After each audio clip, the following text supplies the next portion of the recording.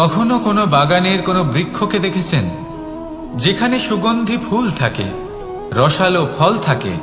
তখন মন প্রফুল্ল হয়ে ওঠে, মন থেকে সেই বৃক্ষের প্রতি ভালোবাসা জন্মায়। কিন্তু যিনি বাগানের মালিক, শুধুমাত্র তিনিই জানেন যে কিভাবে এই বৃক্ষকে আগলে রাখতে হয়, কিভাবে তার পরিচর্যা করলে এতে সুন্দর সুগন্ধি ফুল হবে, রসালো ফল হবে। কখনো কখনো প্রয়োজনের থেকে বেশি রোদ পেলে এই বৃক্ষগুলি শুকিয়ে যায়, প্রয়োজনের থেকে কম রোদ পেলেও এই বৃক্ষ কিন্তু শুকিয়ে যায়। প্রয়োজনের থেকে কম জল যদি পায়, এই বৃক্ষ শুকিয়ে যেতে পারে। প্রয়োজনের থেকে অতিরিক্ত জল যদি পায়, তখনও এই বৃক্ষের শিকড়গুলি নষ্ট হয়ে যেতে পারে। এবার এটাই কিন্তু আমাদের সংসারের সাথেও হয়। আমাদের সংসারের সকল প্রতিভাশালী ব্যক্তি, যেমন লেখক, বিচারক, প্রবক্তা, যোদ্ধা, এদের সবার ক্ষেত্রে এই কথাটাই প্রযোজ্য। যদি বেশি প্রশংসা করা হয়, তাহলেও এরা হারিয়ে যাবেন। প্রয়োজনের থেকে বেশি যদি নিন্দা করা হয়, তখনও তারা নত হয়ে পড়বেন।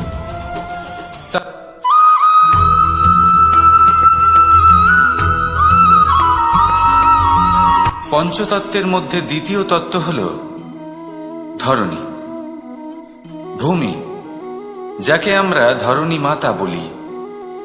এই ধরণী ধৈর্য ধারণ করে, আর এর উপরেই আমাদের সমগ্র সংসার নির্ভরশীল। কারণ এই ভূমি সহ্য ক্ষমতা রাখে, এর সহ্য ক্ষমতা হল অপরিসীম। সন্তান যতই আঘাত প্রদান করুক না কেন, প্রেম পূর্বক সহ্য করে, আর তার বদলে অমূল্য রত্ন প্রদান করে। সন্তান যদি হাল চালায়, তাহলে তার বদলে তাকে অন্ন প্রদান করে। এটাই হলো ধরণী। এবার এর থেকে আমরা কি শিক্ষা পেতে পারি? এটাই যে কারোর জন্য কিছু করা বা কাউকে কিছু দেওয়া মনে কোনো কামনা ছাড়াই। আর এই কথাটা বুঝে যান, যদি কারোর জন্য কামনা না রেখে বা কোনো পাওয়ার আশা না রেখে কারোর জন্য কিছু করেন বা কারোকে কিছু দেন, যদি এটা আপনি শিখতে পারেন, তবে আপনি ভালোবাসতে শিখে গেছেন। আর সেই জন্যই এই ধরিত্রীকে মাতা বলা হয়। কারণ মাতা শুধু উনি নন যিনি গর্ভে সন্তানকে ধারণ করেন, মাতা তো উনিও যিনি জীবন বাঁচতে শেখান, যিনি জীবন বাঁচার উদাহরণ প্রদান করেন। তাহলে ধরণীর থেকে এই নিঃস্বার্থ ভাব শিখুন, নিঃস্বার্থ ভালোবাসা শিখুন, আর এই ভালোবাসার সাথেই বলুন রাধা রাধা।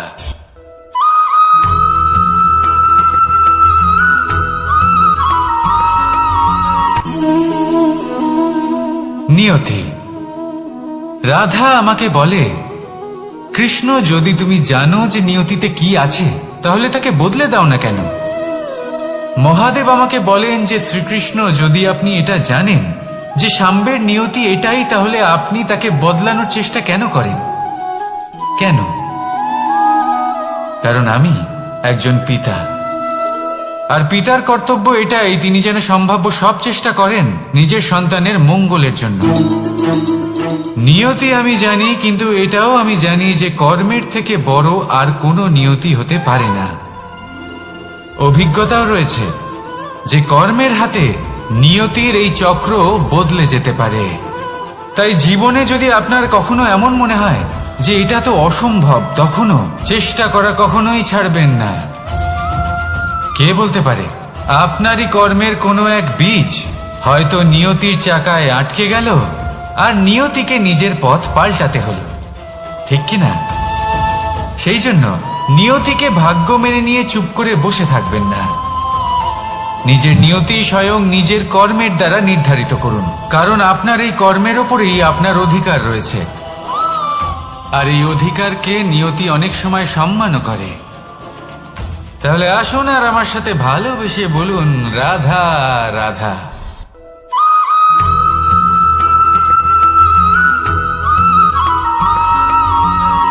মানুষ ভাবেন যে ধন অর্জন করা হলো অত্যন্ত গুরুত্বপূর্ণ।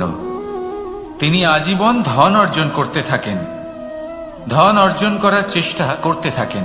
সে যাই হয়ে যাক না কেন পরিশ্রম করতে থাকেন, স্বাস্থ্যের দিকে নজর দেন না, না উচিত সময় খাবার খান, না উচিত সময় ঘুমোতে যান, না পর্যাপ্ত সময় পর্যন্ত ঘুমন, কিছুই না।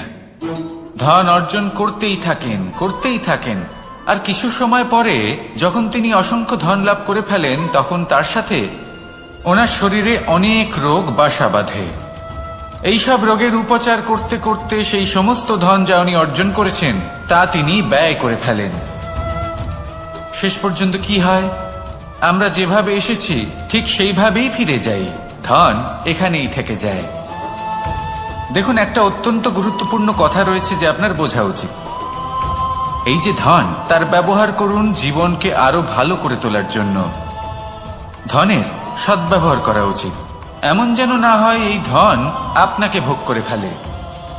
এই জীবনকে নিশ্চিত রূপে আরো শ্রেষ্ঠ করে তুলুন, কিন্তু এই ধন অর্জন করার এই প্রক্রিয়াতে নিজের সারা জীবনকে নষ্ট করে ফেলবেন না। এই জীবন উপভোগ করতে শিখুন, আর আমার সাথে ভালোবেসে বলুন, রাধা রাধা।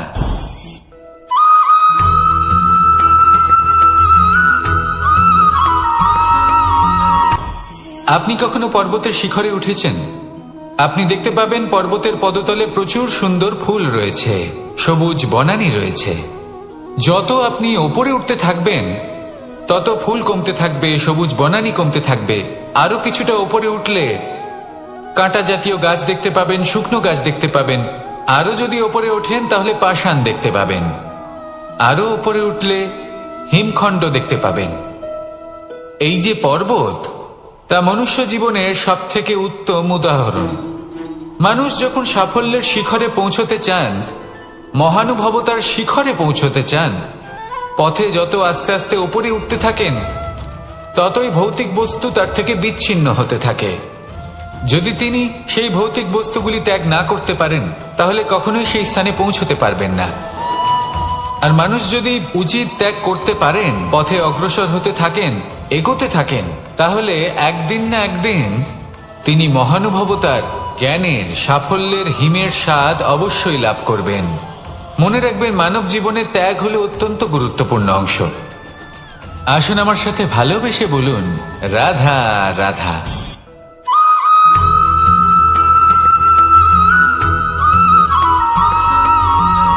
কেউ বলে জীবন খুব ক্ষণস্থায়ী, কেউ বলে জীবন হলো একটা সুন্দর স্বপ্নের মতো, আবার কেউ বলবে জীবন হলো এক কঠোর সত্য। কিন্তু জীবন আসলে কি? জীবন হলো আপনারই প্রতিবিম্ব, একটা দর্পণ। অর্থাৎ আপনি জীবনকে সেইভাবেই পাবেন যেরকম আপনি নিজেকে প্রতিপন্ন করবেন। যদি আপনি দর্পণের দিকে তাকিয়ে হাসেন তাহলে আপনি সামনে হাসি মুখী দেখতে পাবেন। এবার যদি আপনি গম্ভীর হয়ে থাকেন তাহলে আপনি একজন রুষ্ট ব্যক্তি দেখতে পাবেন।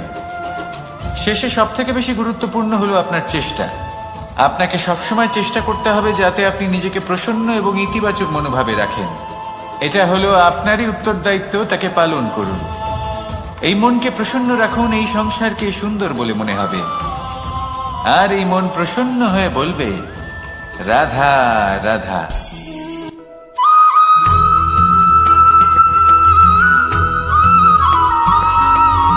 আমাদের শরীর প্রকৃতির সর্বশ্রেষ্ঠ রচনা। যে অঙ্গ প্রত্যঙ্গ আমরা লাভ করেছি প্রত্যেকটির মধ্যে একটি নিজস্ব বার্তা রয়েছে। একটু ভেবে দেখুন, দুটি চোখ দিয়েছে দেখার জন্য, দুটি কান দিয়েছে শোনার জন্য, নাসিকাও আছে দুটি, দুটি হাত দিয়েছে দ্বিগুণ পরিশ্রম করার জন্য। কিন্তু জীব শুধুমাত্র একটি, তার উপরেও তীক্ষ্ণ বলিষ্ঠ দাঁত দিয়েছে তার রক্ষার জন্য। কখনো ভেবে দেখেছেন কেন?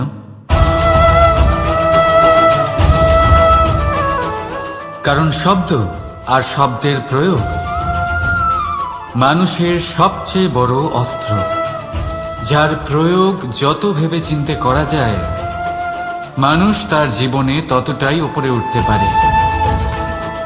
তাহলে মনে রাখুন, দেখুন, শুনুন, আর বুঝুন বেশি, বলুন কম। রাধা রাধা।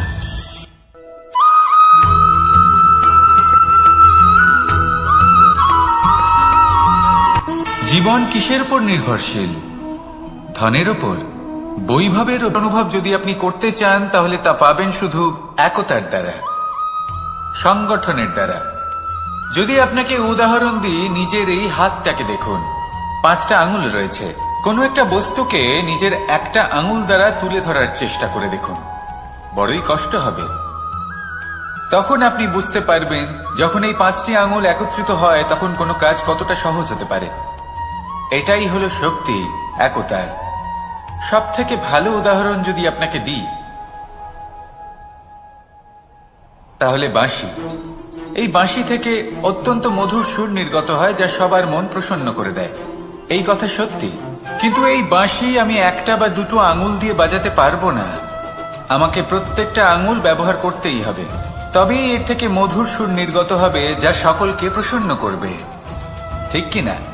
ঠিক এইভাবেই যদি আপনি চান যে আপনার জীবনরূপী বাঁশি থেকেও মধুর সুর নির্গত হোক বা সবার মনকে প্রসন্ন করে তুলুক, তাহলে আপনাকেও জীবনে একতা নিয়ে আসতেই হবে। আপনি একাও কর্ম করতে পারেন, পথ চলতেও পারেন, সামনেও এগোতে পারেন, সাফল্যও লাভ করতে পারেন। কিন্তু যখন সকলে একসাথে এগোবেন, সেই পথে চলবেন, সেই কর্মই করবেন, তখন লক্ষ্যে অবশ্যই পৌঁছবেন, সাফল্য অবশ্যই লাভ করবেন। কিন্তু সেই সাফল্য এবং তার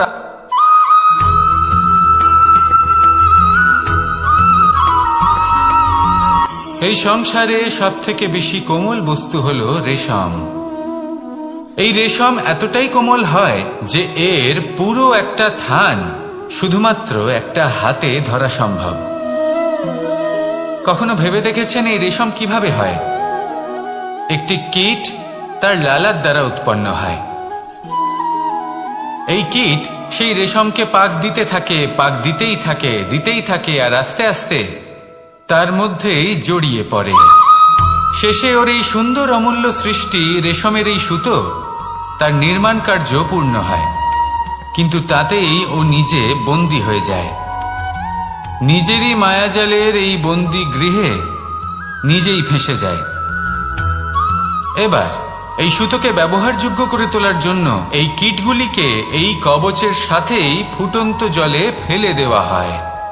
এই সংসারে যদি আমাদের স্বপ্ন এই সংসারের দুঃখ হরণ করার জন্য, এই সংসারে সুখ বিতরণ করার জন্য হয়, তবেই আমাদের প্রগতি সম্ভব। যদি আমাদের এই স্বপ্ন শুধুই আমাদের এবং আমাদের স্বার্থ সিদ্ধির জন্য হয়, তাহলে এই স্বপ্ন আমাদের অন্ধ করে দেবে, আমাদের অন্ধকারের পথে নিয়ে যাবে, আর আমরাও সেই কীটের মতো হয়ে যাব। নিজেদেরই মায়াজালে আমরা নিজেই ফেঁসে যাব, আর শেষে আমরা যদি কিছু লাভ করি তা হবে একাকিত্ব, অন্ধকারময় মৃত্যু। তাই স্বপ্ন অবশ্যই দেখুন, কিন্তু এমন ভাবে স্বপ্ন দেখবেন না যে তার এই বন্দিগৃহে আপনি নিজেই ফেঁসে গেলেন। স্বপ্ন দেখুন পরোপকারে।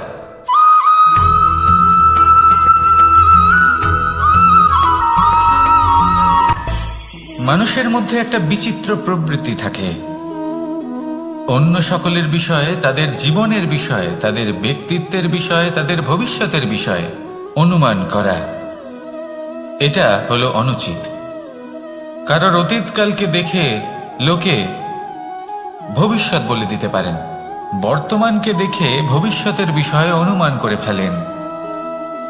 উদাহরণ দিতে হলে বলবো, কোনো দাসকে দেখুন, ওকে দেখে লোকে বলে যে ওর ভবিষ্যৎ সেটাই হতে পারে, অনুমান করে ফেলেন। আর এই রাজাকে দেখুন, উনি তো কত সুখী হবেন, উনি তো জগতের সব থেকে অধিক সুখী মানুষ, কত সুখ সুবিধা আছে ওনার কাছে, ধারণা করে ফেলেন। তবে সত্য তো এটাই যে কারোর ব্যক্তিত্বের বিষয়ে, তাদের ভবিষ্যতের বিষয়ে আপনি পূর্ণ সত্য কখনোই বলতে পারবেন না, শুধু অনুমান করতে পারবেন। আর এই অনুমান করে সত্যি কোনো লাভ হয় না, কারণ এই কাল সেটা হলো অত্যন্ত শক্তিশালী। কালো থেকে কালোতর কয়লাকেও হিরেতে পরিণত করতে পারে, অনেক বড় বড় রাজাকেও বিদূষক বানিয়ে ফেলতে পারে এক মুহূর্তেই।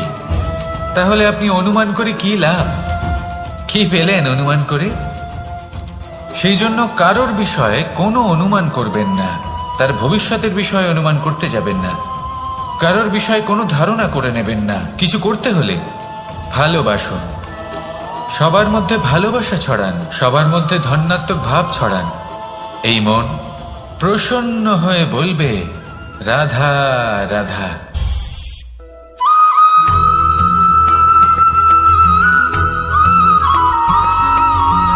পঞ্চতত্ত্বের মধ্যে দ্বিতীয় তত্ত্ব হল ধরণী, ভূমি, যাকে আমরা ধরণী মাতা বলি। এই ধরণী ধৈর্য ধারণ করে, আর এর উপরেই আমাদের সমগ্র সংসার নির্ভরশীল। কারণ এই ভূমি সহ্য ক্ষমতা রাখে, এর সহ্য ক্ষমতা হল অপরিসীম। সন্তান যতই আঘাত প্রদান করুক না কেন, প্রেম পূর্বক সহ্য করে, আর তার বদলে অমূল্য রত্ন প্রদান করে। সন্তান যদি হাল চালায়, তাহলে তার বদলে তাকে অন্ন প্রদান করে। এটাই হলো ধরণী।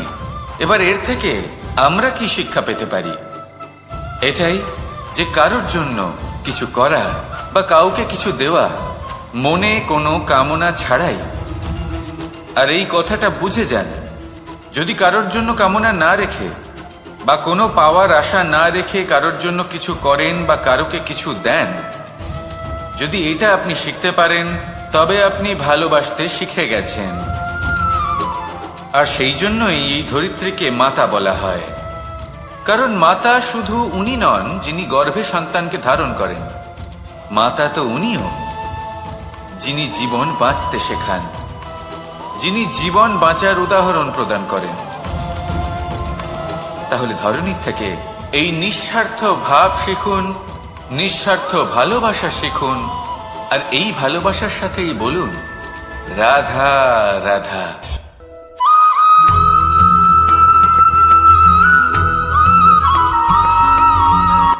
সংসারে আমাদের জীবনে যখন কোনো সুখ বা দুঃখ আসে, তার জন্য আমরা কাউকে না কাউকে অবশ্যই দায়ী করে থাকি, তাই না? এই ব্যক্তি আমাদের সাথে এরকম কাজ করেছেন, তাই আমার সাথে এমন হলো। ওই ব্যক্তি যদি এমনটা না করতেন, তাহলে আজ আমি ওই স্থানে পৌঁছতে পারতাম। সবই আপনার দৃষ্টিভঙ্গির ওপর নির্ভরশীল। আর যদি আপনার দৃষ্টিভঙ্গি এমন হয়, তাহলে তা অনুচিত। সত্যি কথা বলতে, এই সংসারে ভিন্ন ভিন্ন ধরনের মানুষ আছে। এটা আপনার উপর নির্ভর করছে কিভাবে তাদের স্বাগত জানাবেন। একবার ভাবুন, আমি আমার দুটো হাত সামনে নিয়ে এলাম, দুটো মুঠো খুলে দিলাম। দুই প্রকারের মানুষ আসবেন, কিছু না কিছু দিয়ে যাবেন। এই মুঠো যদি আমি বন্ধ করে দিই, তাহলে না কেউ আমাকে কিছু দিতে পারবে, না আমার কিছু যাবে আসবে। নিশ্চয়ই বুঝতে পারছেন এই দুই ধরনের ব্যক্তি কারা এবং তারা কি দিয়ে যান। আমি যদি নিজের মুঠো খুলে দিই, তাহলে কিছু ভালো মানুষ আসবেন, আমাকে আনন্দ, সন্তুষ্টি, জ্ঞান প্রদান করে যাবেন, ভালো অভিজ্ঞতা দিয়ে যাবেন। কোনো খারাপ ব্যক্তি যদি আসেন, তাহলে তিনিও খারাপ অভিজ্ঞতা দেবেন, যার থেকে আমি শিক্ষা লাভ করব। এই সব কিছু আমি লাভ করতে পারি। মুঠো যদি বন্ধ করে রাখি, তাহলে আমি কিছুই পাবো না। দেখুন, এই সংসারে প্রত্যেকের জীবনে এইরকম। প্রত্যেকের জীবনে সবকিছুই আছে, ভালো খারাপ দুই মানুষই আছে, ভালো অভিজ্ঞতা আছে, খারাপ অভিজ্ঞতা আছে। নির্ভর করছে আপনার উপর যে আপনি কি করবেন, এনাদের স্বাগত কিভাবে জানাবেন, কার থেকে কি বুঝবেন, কি শিখতে পারবেন, আর কোন দৃষ্টিভঙ্গি নিয়ে অগ্রসর হবেন। এটাই নির্ধারণ করবে যে আপনার জীবন কেমন হবে। আসুন আমার সাথে ভালোবেসে বলুন, রাধা রাধা।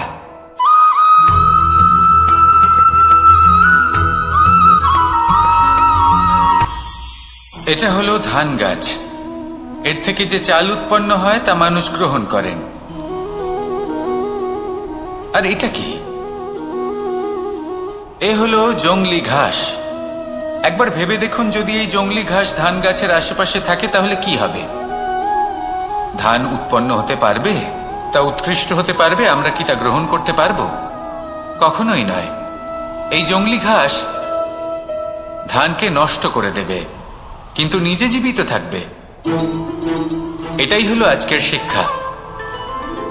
এই সংসারে যদি আপনি নীতির পথে চলতে চান, উচিত কর্ম করতে চান, সংসারকে সেবা করতে চান, তাহলে জংলি ঘাসের মতো ব্যক্তিদের থেকে সবসময় দূরে থাকতে হবে। সেই ব্যক্তি যারা দুর্নীতি এবং মিথ্যা দ্বারা পরিপূর্ণ, যাদের ব্যবহার অশুভ, যাদের অনেক অশুভ গুণ রয়েছে, তারা সঠিক নয়। সেই সকল ব্যক্তি যাদের চরিত্র অত্যন্ত দুষ্ট হয়, তারা হয় শুভ চরিত্রের ব্যক্তিকে একদম নষ্ট করে দেয়, নয় নিজের মতো বানিয়ে তোলে।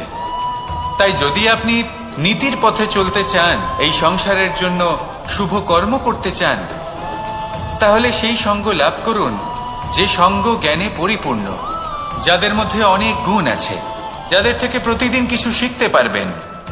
এমন ব্যক্তির সাথে জীবন অতিবাহিত করুন, দুরাচারীদের থেকে দূরে থাকুন। তবেই এই মন প্রসন্ন হয়ে বলবে, রাধা রাধা।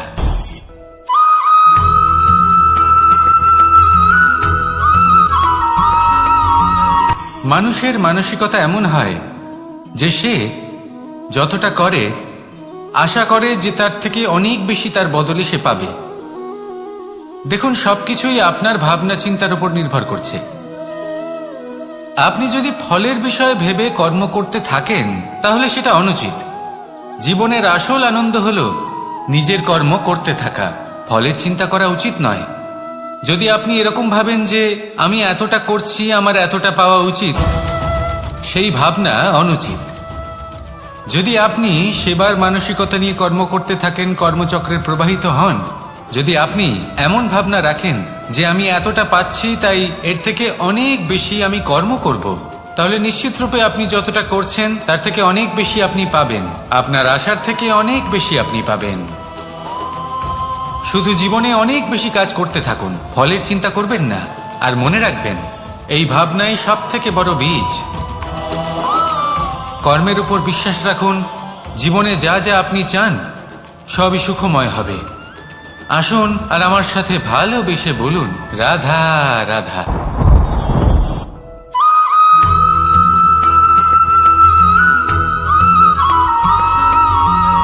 আপনি কখনো কোনো বাজকে নিজের বাসা বানাতে দেখেছেন? এই বাজ যখনই কোনো বাসা বানায়, তখন উঁচু গাছের ডালে বা কোনো পর্বতের শিখরে বাসা বানায়, অনেক উচ্চতায়। আর সেখানে তার সন্তানও জন্মগ্রহণ করে। যখন এই সন্তানেরা জন্মায়, তখন এই বাজ খুবই ভালোবেসে এবং খুব সাবধানে এদের পালন পোষণ করে। নিজের ঠোঁট দিয়ে তাদের ঠোঁটে খাবার পরিবেশন করে। কিন্তু যেই সেই সন্তানেরা হৃষ্টপুষ্ট হয়ে যায় এবং সেই কথা বাজ নিজে বুঝতে পেরে যায়, সেই বাজ নিজেই সেই বাসা ছিন্ন ভিন্ন করে দেয়। সেই সন্তান যাদের সবেমাত্র ডানা গজিয়েছে, কিভাবে উঠতে হয় তারা জানে না, সেই সন্তানগুলিকে উচ্চতা থেকে ঠেলে দেয়। সেই সন্তান প্রথমে ভয়ভীত হয়ে যায়। তারা সামনে মৃত্যুকে দেখতে পেয়ে ভয়ের কারণে তাদের ডানা ঝাপটাতে থাকে। আর সেই প্রক্রিয়াতেই সেই সন্তানগুলি উড়তে শুরু করে দেয়। এবার এই ঘটনায় আমরা কি শিক্ষা পেতে পারি? এটাই, যদি আপনি মাতা পিতা হন, তাহলে নিজের সন্তানকে অবশ্যই স্নেহ করুন, কিন্তু তাদেরকে নিজের আঁচলের তলায় বেঁধে রাখবেন না। যদি আপনি চান আপনার সন্তান জীবনে উন্নতি করুক, তাহলে নিজের মুঠো থেকে তাদের স্বতন্ত্র করে দিন। এই সংসারে সংঘর্ষ করতে দিন। সেই সন্তান নিজেই বুঝতে পারবে যে জন্মের সময় পাওয়া ডানা কি করে ব্যবহার করতে হয়। আর আপনার চোখের সামনে আপনার সন্তান এই আকাশে উড়তে থাকবে। তাহলে আসুন আমার সাথে ভালোবেসে বলুন, রাধা রাধা।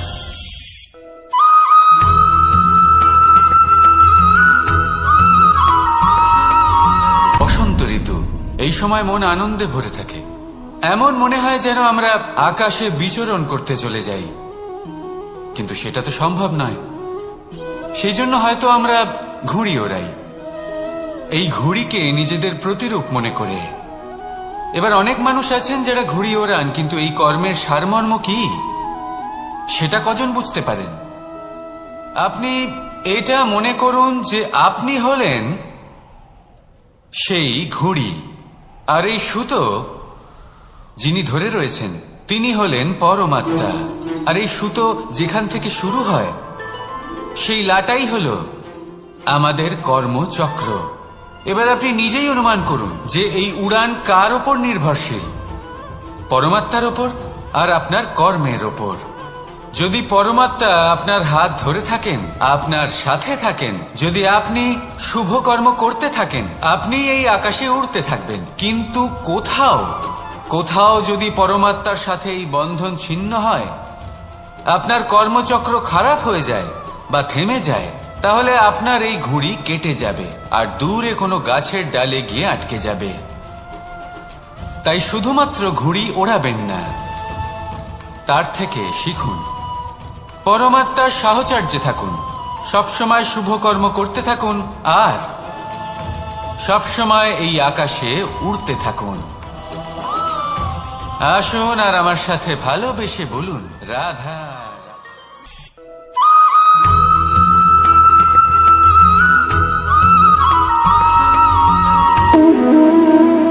সম্পর্ক হলো আমাদের জীবনের একটি আধার।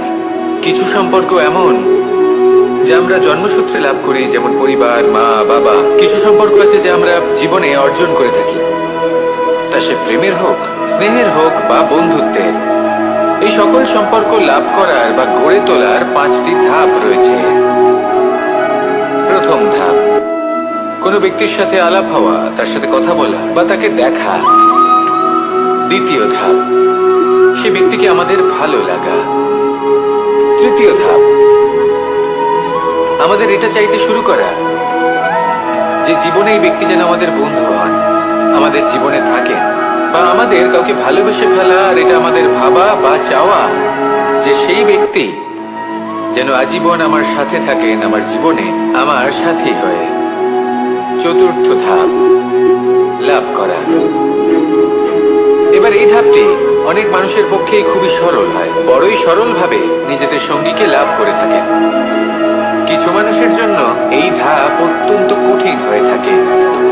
অনেক প্রতিকূল পরিস্থিতির উপর জয়লাভ করে তারা সঙ্গীকে লাভ করেন, কিন্তু লাভ অবশ্যই করেন। এরপরে আসে পঞ্চম, অন্তিম এবং সব থেকে গুরুত্বপূর্ণ ধাপ। সেটা হলো সেই সম্পর্ক পালন করা। এটা হলো এমন এক বিষয় যা প্রত্যেক মানুষের শেখা উচিত। যদি ব্যক্তি নিজের জীবনে সম্পর্ক রক্ষা করতে শিখে যান, তবে প্রত্যেক সম্পর্ক তার জীবনকে স্বর্গ করে তুলবে। আসুন আর আমার সাথে ভালোবেসে বলুন, রাধা রাধা।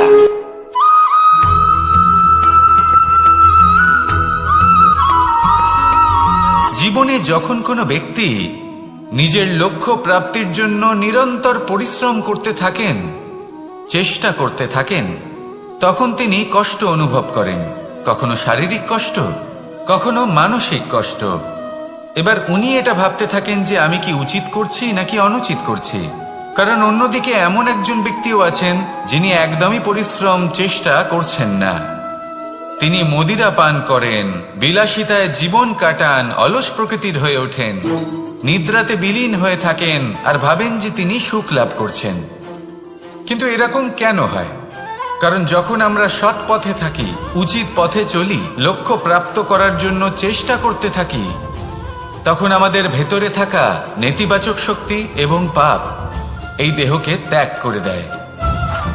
আর এই অনুভূতিটাই আমাদের দুঃখের অনুভূতি দেয়, কষ্ট দেয়। এবার সেখানে যদি আমরা কুপথে চলি, অনুচিত পথে চলতে থাকি, তাহলে আমাদের ভেতরে থাকা পুণ্য এবং ধনাত্মক শক্তি আমাদের দেহ ত্যাগ করে দেয়। আর এই অনুভূতির কারণেই আমরা সুখ অনুভব করি।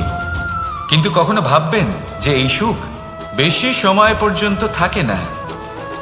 সেই জন্য সবসময় মনে রাখবেন, যদি আপনি জানেন যে এটাই আপনার লক্ষ্য, এটাই উচিত পথ, শুভ পথ, তাতে নিরন্তরভাবে এগিয়ে যেতে চেষ্টা করতে থাকুন।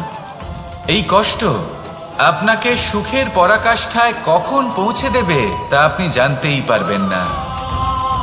আসুন আমার সাথে ভালোবেসে বলুন, রাধা রাধা।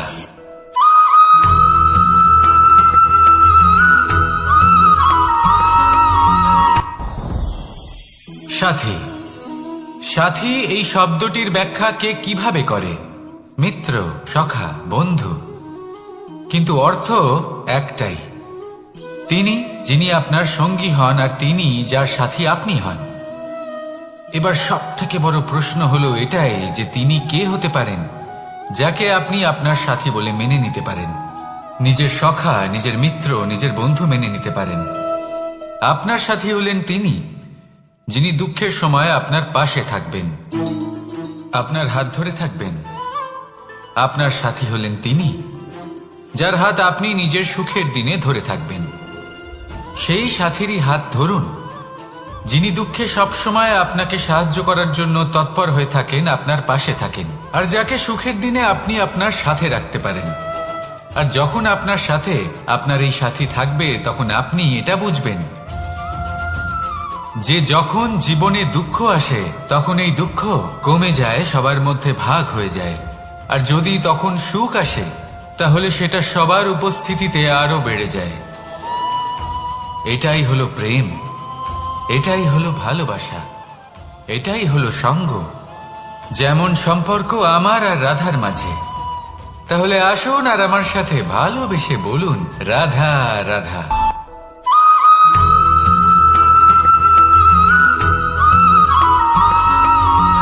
পঞ্চতত্ত্বের মধ্যে দ্বিতীয় তত্ত্ব হল ধরণী, ভূমি, যাকে আমরা ধরণী মাতা বলি। এই ধরণী ধৈর্য ধারণ করে, আর এর উপরেই আমাদের সমগ্র সংসার নির্ভরশীল। কারণ এই ভূমি সহ্য ক্ষমতা রাখে, এর সহ্য ক্ষমতা হল অপরিসীম। সন্তান যতই আঘাত প্রদান করুক না কেন প্রেম পূর্বক সহ্য করে, আর তার বদলে অমূল্য রত্ন প্রদান করে। সন্তান যদি হাল চালায় তাহলে তার বদলে তাকে অন্ন প্রদান করে। এটাই হলো ধরণী। এবার এর থেকে আমরা কি শিক্ষা পেতে পারি? এটাই যে কারোর জন্য কিছু করা বা কাউকে কিছু দেওয়া মনে কোনো কামনা ছাড়াই। আর এই কথাটা বুঝে যান, যদি কারোর জন্য কামনা না রেখে বা কোনো পাওয়ার আশা না রেখে কারোর জন্য কিছু করেন বা কারোকে কিছু দেন, যদি এটা আপনি শিখতে পারেন তবে আপনি ভালোবাসতে শিখে গেছেন। আর সেই জন্যই এই ধরিত্রীকে মাতা বলা হয়। কারণ মাতা শুধু উনি নন যিনি গর্ভে সন্তানকে ধারণ করেন, মাতা তো উনিও যিনি জীবন বাঁচতে শেখান, যিনি জীবন বাঁচার উদাহরণ প্রদান করেন। তাহলে ধরণীর থেকে এই নিঃস্বার্থ ভাব শিখুন, নিঃস্বার্থ ভালোবাসা শিখুন, আর এই ভালোবাসার সাথেই বলুন, রাধা রাধা।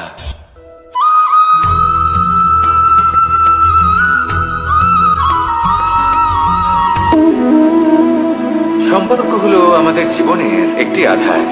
কিছু সম্পর্ক এমন যা আমরা জন্মসূত্রে লাভ করি, যেমন পরিবার, মা, বাবা। কিছু সম্পর্ক আছে যা আমরা জীবনে অর্জন করে থাকি, তা সে প্রেমের হোক, স্নেহের হোক বা বন্ধুত্বের।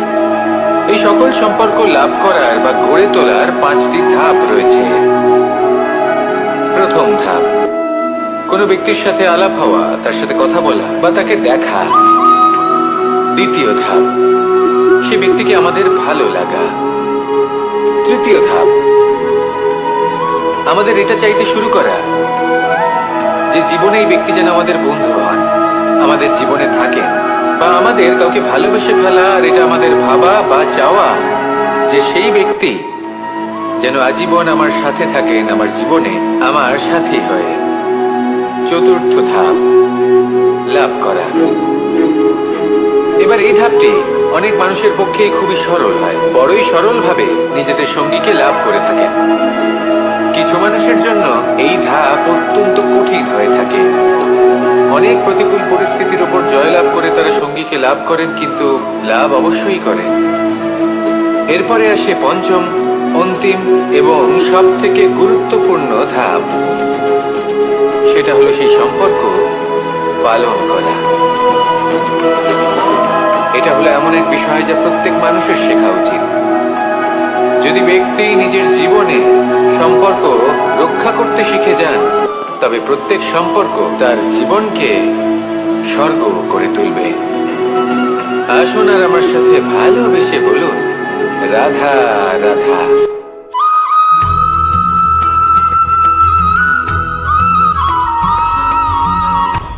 আপনি কখনো পর্বতের শিখরে উঠেছেন? আপনি দেখতে পাবেন পর্বতের পদতলে প্রচুর সুন্দর ফুল রয়েছে, সবুজ বনানী রয়েছে। যত আপনি উপরে উঠতে থাকবেন তত ফুল কমতে থাকবে, সবুজ বনানী কমতে থাকবে। আরো কিছুটা উপরে উঠলে কাঁটা জাতীয় গাছ দেখতে পাবেন, শুকনো গাছ দেখতে পাবেন। আরো যদি উপরে ওঠেন তাহলে পাষাণ দেখতে পাবেন। আরো উপরে উঠলে হিমখণ্ড দেখতে পাবেন। এই যে পর্বত, তা মনুষ্য জীবনের সব থেকে উত্তম উদাহরণ।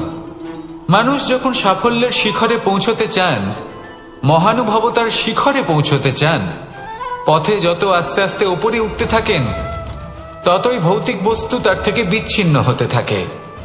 যদি তিনি সেই ভৌতিক বস্তুগুলি ত্যাগ না করতে পারেন, তাহলে কখনোই সেই স্থানে পৌঁছতে পারবেন না।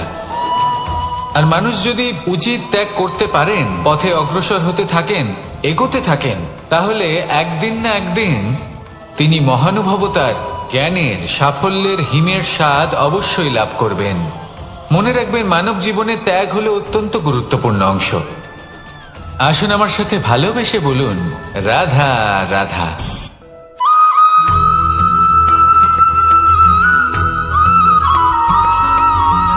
মানুষের মানসিকতা এমন হয় যে সে যতটা করে আশা করে যে তার থেকে অনেক বেশি তার বদলে সে পাবে। দেখুন, সবকিছুই আপনার ভাবনা চিন্তার উপর নির্ভর করছে। আপনি যদি ফলের বিষয়ে ভেবে কর্ম করতে থাকেন, তাহলে সেটা অনুচিত। জীবনের আসল আনন্দ হলো নিজের কর্ম করতে থাকা, ফলের চিন্তা করা উচিত নয়। যদি আপনি এরকম ভাবেন যে আমি এতটা করছি, আমার এতটা পাওয়া উচিত, সেই ভাবনা অনুচিত। যদি আপনি সেবার মানসিকতা নিয়ে কর্ম করতে থাকেন, কর্মচক্রে প্রবাহিত হন, যদি আপনি এমন ভাবনা রাখেন যে আমি এতটা পাচ্ছি, তাই এর থেকে অনেক বেশি আমি কর্ম করব, তাহলে নিশ্চিত রূপে আপনি যতটা করছেন তার থেকে অনেক বেশি আপনি পাবেন। আপনার আশার থেকে অনেক বেশি আপনি পাবেন।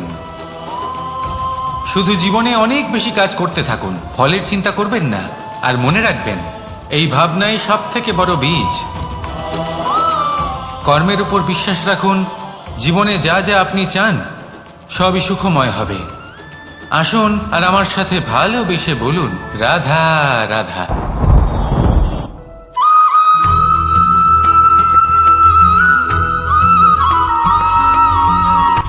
সূচের শেষে একটি ছিদ্র থাকে, যার দ্বারা আমরা এই সুতো পরাতে পারি। আর তারপর সূচের সাহায্যে এই সুতো দিয়ে বস্ত্র সেলাই করা যায়। কিন্তু যদি সুতোটা সোজা করে ধরা না হয়, তাহলে সূচে কখনো এই সুতো পরানোই সম্ভব নয়। যদি এতে কোনো গিঁট পড়ে, তখন তা কখনোই এই ছিদ্র দ্বারা প্রবেশ করা সম্ভব নয়। ঠিক এইভাবেই যদি আপনি কারোর জীবনে প্রবেশ করতে চান, কারোর অন্তরে প্রবেশ করতে চান, তাহলে আপনাকেও সহজ থাকতে হবে।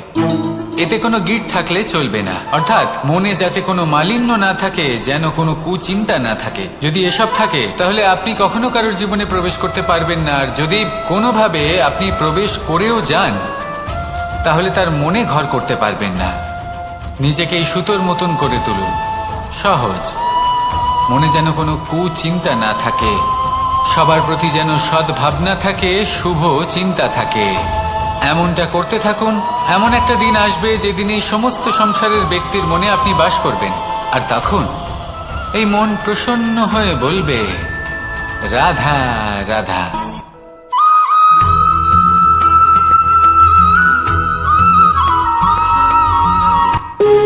যখন মানুষের মৃত্যু হয়, তখন কি হয়? অনেক সংখ্যক মানুষ শোক পালন করতে চলে আসেন। যে ব্যক্তি মৃত্যু লাভ করেছেন, তার অনেক বস্তু থাকে যেগুলো তার প্রিয়, যেগুলো তিনি ব্যবহার করেছেন। তার শয্যা, তার বস্ত্র, তার আভূষণ, সবকিছু তার থেকে বিচ্ছিন্ন করা হয় এবং খালি হাতে তাকে শ্মশানের উদ্দেশ্যে রওনা করা হয়। আমি আপনাকে এই প্রশ্ন করতে চাই, আপনি এই সংসারে কি অর্জন করেছেন? ধন সম্পত্তি, বস্ত্র, আভূষণ, এই সবকিছু যে আপনি অর্জন করেছেন, আপনার মৃত্যুর পরে তা আপনার থেকে দূর হয়ে যাবে। এর উত্তর হলো একটাই, আপনার কর্ম। শুধু সেটাই আছে যা একান্ত আপনার, আর শুধু সেটাই এই সংসার থেকে চলে যাওয়ার পরেও সংসারেই জীবিত থাকবে। যদি আপনি দুষ্কর্ম করেন, তাহলে এই সংসার আপনাকে একটি অনুচিত উদাহরণ হিসেবে মনে রাখবে যে এই ব্যক্তি খুব পাপী ছিল, অনুচিত কর্ম করতেন। যে পথে তিনি চলেছেন সেই পথে কারোর চলা উচিত নয়। সেখানেই যদি আপনি সৎকর্ম করেন, তাহলে সংসার চিরকাল এটাই বলবে যে খুব ভালো মানুষ ছিলেন, সবাইকে ভালোবাসতেন, সবাইকে সাহায্য করতেন, আমার খুব প্রিয় মানুষ ছিলেন। এটাই হলো শ্রেষ্ঠ কর্ম। সেই জন্য জীবনে শুধুমাত্র ধন সম্পত্তি আভূষণ এই সব অর্জন করতে গিয়ে নিজের মনোনিবেশ করবেন না। শ্রেষ্ঠ কর্ম করুন। সংসার থেকে চলে যাওয়ার পরেও এই কর্মই এই সংসারে আপনাকে জীবিত রাখবে।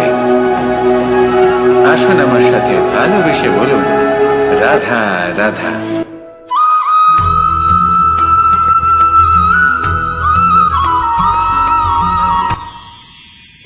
মানুষ তার জীবনে দুই ধরনের পরিস্থিতিকে খুব ভয় পায়। এক, কোনো কারণবশত কারোর সামনে নত হওয়া।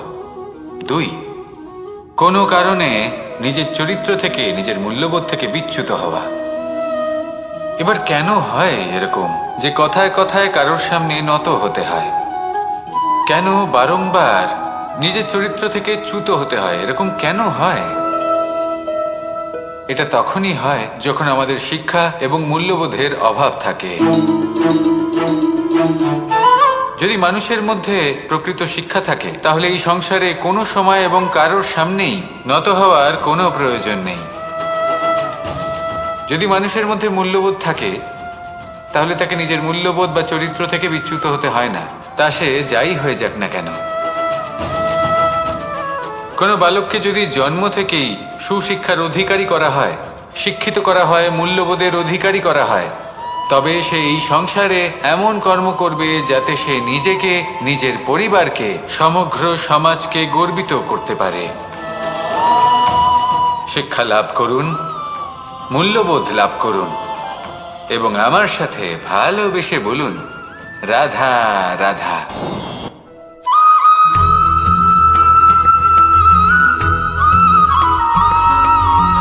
কথায় আছে যে এমন কোনো অক্ষর নেই যার দ্বারা কোনো মন্ত্র হয় না, এমন কোনো বনস্পতি নেই যা নিজেই একটা ঔষধি নয়, পৃথিবীর এমন কোনো ব্যক্তি নেই যার মধ্যে কোনো যোগ্যতা থাকে না।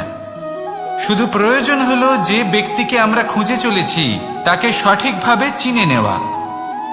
যদি তার যোগ্যতা, তার বিশেষত্ব আমরা বুঝতেই না পারি, তাহলে আর লাভ কি রইল? এই সংসারে এমন অনেক ব্যক্তি রয়েছেন যারা ছোট ছোট অসফলতার কারণে আপনাকে এটা বলে দেবে যে আপনি কোনো কাজের নন, আপনি হলেন মূর্খ, আপনি কিছুই করতে পারবেন না। এইসব কথায় কখনোই বিশ্বাস করবেন না, কারণ আপনি এবং প্রত্যেকটি জীব এই পরমাত্মা এবং এই প্রকৃতির সৃষ্টি, যা অত্যন্ত বিশেষ। যদি আপনাকে উদাহরণ দিই, তাহলে একদিকে আছে তরোয়াল, একটা বড় লম্বা তরোয়াল যার দ্বারা যুদ্ধ করা যায়, জয়লাভ করা যায়। আর অন্যদিকে রয়েছে একটা ছোট্ট সূচ, কিন্তু যে কাজ একটা ছোট্ট সূচ করতে পারে তা একটা তরোয়াল দ্বারা সম্ভব নয়। এর অর্থ হলো এটাই যে প্রত্যেকটা রচনা অত্যন্ত অমূল্য এবং অত্যন্ত বিশেষ হয়। তাহলে বিশ্বাস রাখুন যে আপনি অত্যন্ত বিশেষ একজন, আর প্রেমের সাথে বলুন, রাধা রাধা।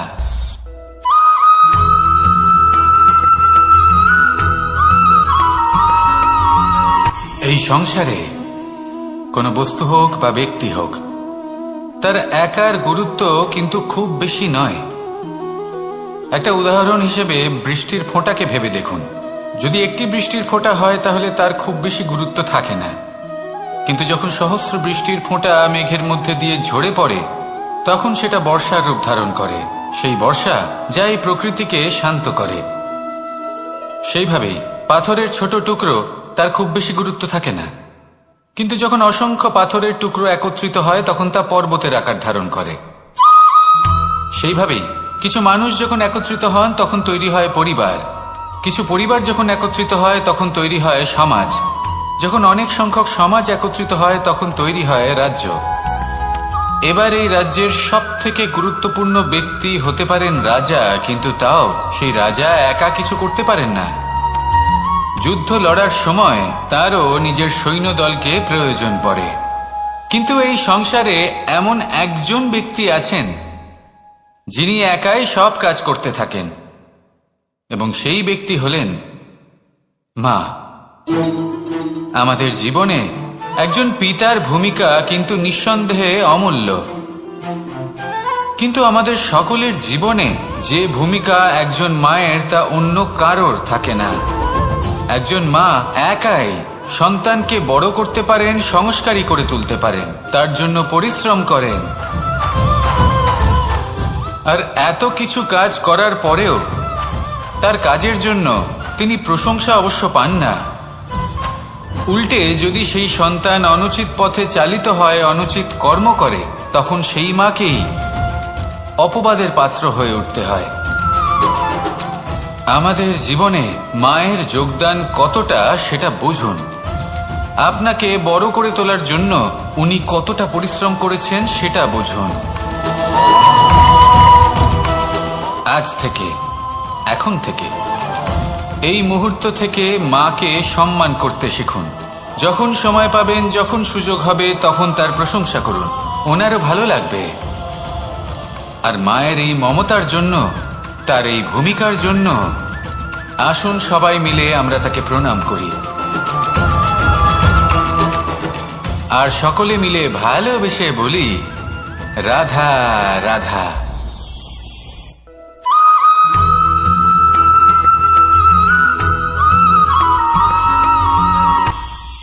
এটা হলো ধান গাছ। এর থেকে যে চাল উৎপন্ন হয় তা মানুষ গ্রহণ করেন। আর এটা কি? এ হলো জংলি ঘাস। একবার ভেবে দেখুন, যদি এই জংলি ঘাস ধান গাছের আশেপাশে থাকে তাহলে কি হবে? ধান উৎপন্ন হতে পারবে? তা উৎকৃষ্ট হতে পারবে? আমরা কি তা গ্রহণ করতে পারবো? কখনোই নয়। এই জংলি ঘাস ধানকে নষ্ট করে দেবে, কিন্তু নিজে জীবিত থাকবে। এটাই হলো আজকের শিক্ষা। এই সংসারে যদি আপনি নীতির পথে চলতে চান, উচিত কর্ম করতে চান, সংসারকে সেবা করতে চান, তাহলে জংলি ঘাসের মতো ব্যক্তিদের থেকে সবসময় দূরে থাকতে হবে। সেই ব্যক্তি যারা দুর্নীতি এবং মিথ্যা দ্বারা পরিপূর্ণ, যাদের ব্যবহার অশুভ, যাদের অনেক অশুভ গুণ রয়েছে, তারা সঠিক নয়। সেই সকল ব্যক্তি যাদের চরিত্র অত্যন্ত দুষ্ট হয়, তারা হয় শুভ চরিত্রের ব্যক্তিকে একদম নষ্ট করে দেয়, নয় নিজের মতো বানিয়ে তোলে। তাই যদি আপনি নীতির পথে চলতে চান, এই সংসারের জন্য শুভ কর্ম করতে চান, তাহলে সেই সঙ্গ লাভ করুন যে সঙ্গ জ্ঞানে পরিপূর্ণ, যাদের মধ্যে অনেক গুণ আছে, যাদের থেকে প্রতিদিন কিছু শিখতে পারবেন। এমন ব্যক্তির সাথে জীবন অতিবাহিত করুন। দুরাচারীদের থেকে দূরে থাকুন। তবেই এই মন প্রসন্ন হয়ে বলবে রাধা রাধা।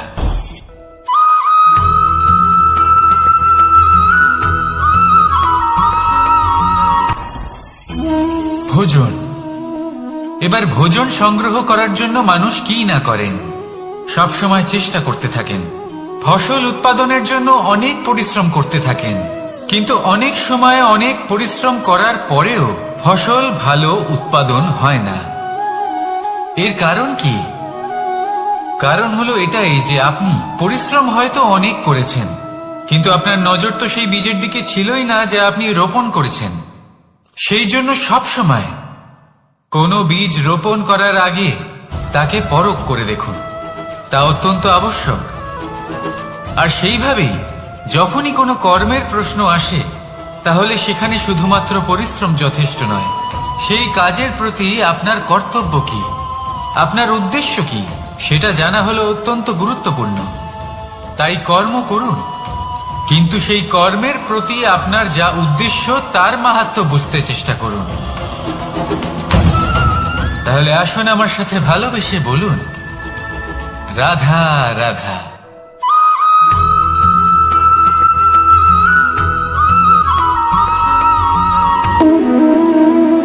সম্পর্ক হলো আমাদের জীবনের একটি আধার।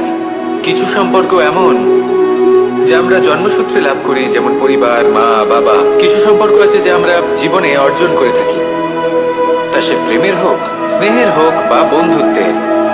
এই সকল সম্পর্ক লাভ করার বা গড়ে তোলার 5টি ধাপ রয়েছে। প্রথম ধাপ, কোনো ব্যক্তির সাথে আলাপ হওয়া, তার সাথে কথা বলা বা তাকে দেখা।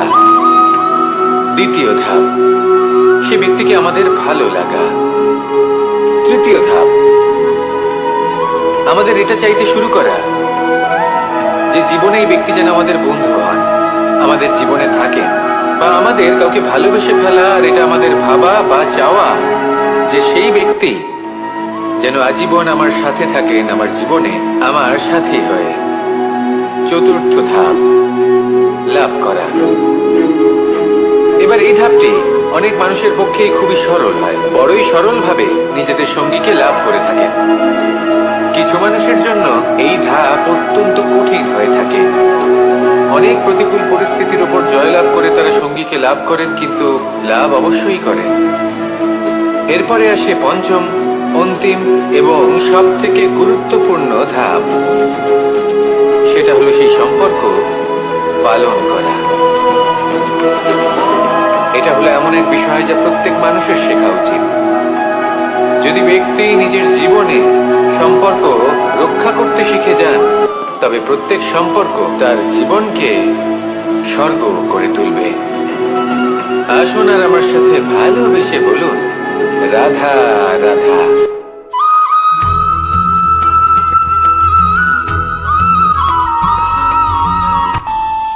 আমাদের মনে যখন কোনো প্রশ্ন ওঠে, কোনো দ্বন্দ্ব জাগে, তখন আমরা যাই আমাদের গুরুর কাছে, আমাদের আরাধ্যের কাছে গিয়ে জিজ্ঞেস করি।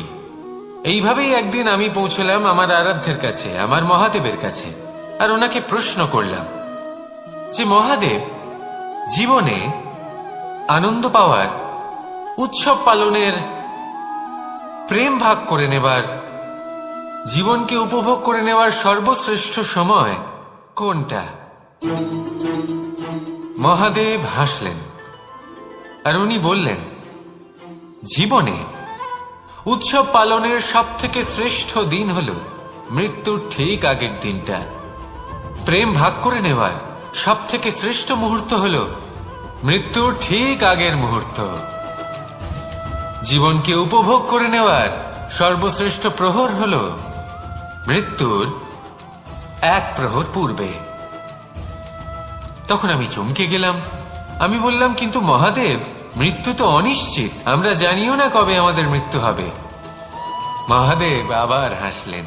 উনি বললেন যে যদি আমরা এভাবে জীবন কাটাই যে আমরা জীবনের প্রত্যেক দিন, প্রত্যেক মুহূর্ত, প্রত্যেক প্রহর শেষ বলে মনে করি, তাহলে আমাদের সমস্ত জীবন আনন্দের সাথেই অতিবাহিত হবে। কি বলেন?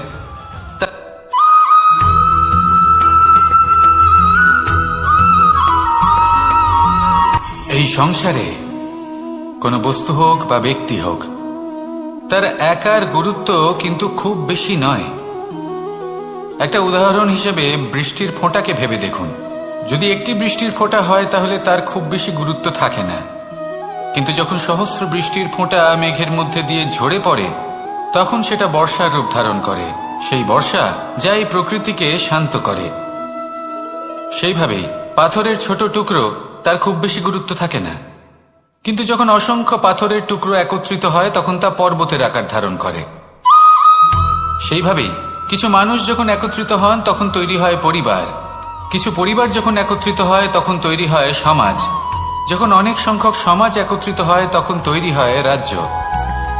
এবার এই রাজ্যের সব থেকে গুরুত্বপূর্ণ ব্যক্তি হতে পারেন রাজা, কিন্তু তাও সেই রাজা একা কিছু করতে পারেন না। যুদ্ধ লড়ার সময় তারও নিজের সৈন্যদলকে প্রয়োজন পড়ে। কিন্তু এই সংসারে এমন একজন ব্যক্তি আছেন যিনি একাই সব কাজ করতে থাকেন। এবং সেই ব্যক্তি হলেন মা।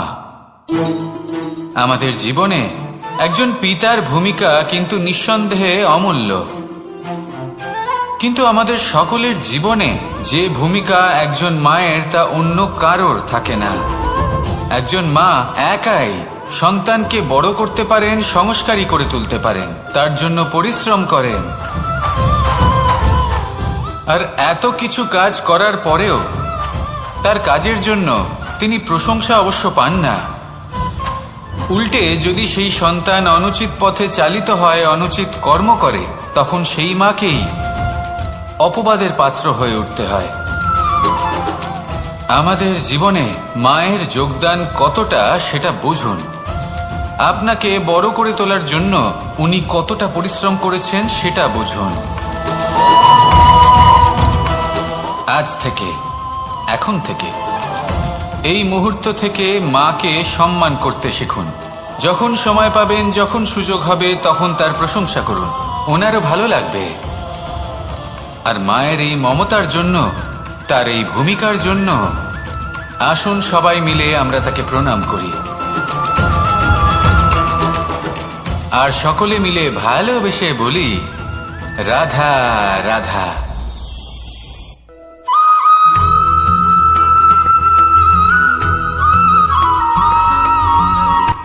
এই সংসারে সাফল্য লাভ করার জন্য জ্ঞানের প্রয়োজন হয়, পরিশ্রমের প্রয়োজন হয়, দৃঢ় নিষ্ঠার প্রয়োজন হয়, নিরন্তর চেষ্টা করা প্রয়োজনীয়। কিন্তু আরো কিছু আছে যা অত্যন্ত প্রয়োজনীয় এবং গুরুত্বপূর্ণ। তা হলো ভালো বন্ধু। তাদের থাকা অত্যন্ত প্রয়োজনীয়। যদি ভালো বন্ধু থাকে তাহলে সময় এলে তারা ঢাল হয়ে আপনাকে সুরক্ষা করবেন। সময় এলে অস্ত্রের মতো শত্রুকে সংহারও করবেন। যদি তিনি জ্ঞানী হন, তাদের মধ্যে সদ্গুণ থাকে, তাহলে এই সব গুণ আপনার মধ্যেও প্রবেশ করবে। তাহলে সাফল্যের জন্য ভালো বন্ধু পাওয়া অত্যন্ত প্রয়োজনীয়। কিন্তু শুধু বন্ধু কেন, ভালো শত্রুও থাকা প্রয়োজনীয়। এবার আপনি ভাববেন, আমি কি বললাম? যদি আপনার জীবনেও ভালো অর্থাৎ শক্তিশালী শত্রু থাকে, তাহলে আপনিও শক্তিশালী হতে থাকবেন। এই শত্রু আপনাকে প্রেরিত করবে আরো বেশি শক্তিশালী হয়ে ওঠার। কখনো কোনো হরিণকে দেখুন, তীব্র গতিতে দৌড়তে থাকে। কেন তীব্র গতিতে দৌড়য়? এই কারণে নয় যে কোথাও তার জন্য মধুর ঘাস অপেক্ষা করে রয়েছে, না। সে এই কারণে তীব্র গতিতে দৌড়য় কারণ সেটা না করলে তার পেছনে একটি সিংহ আছে যে ওকে নিজের ভোজন করে ফেলবে। তাই জীবনে বিপদ, সংকট, এই সবকিছুও হলো অত্যন্ত গুরুত্বপূর্ণ। তার সম্মুখীন হতে শিখুন, আর আমার সাথে ভালোবেসে বলুন, রাধা রাধা।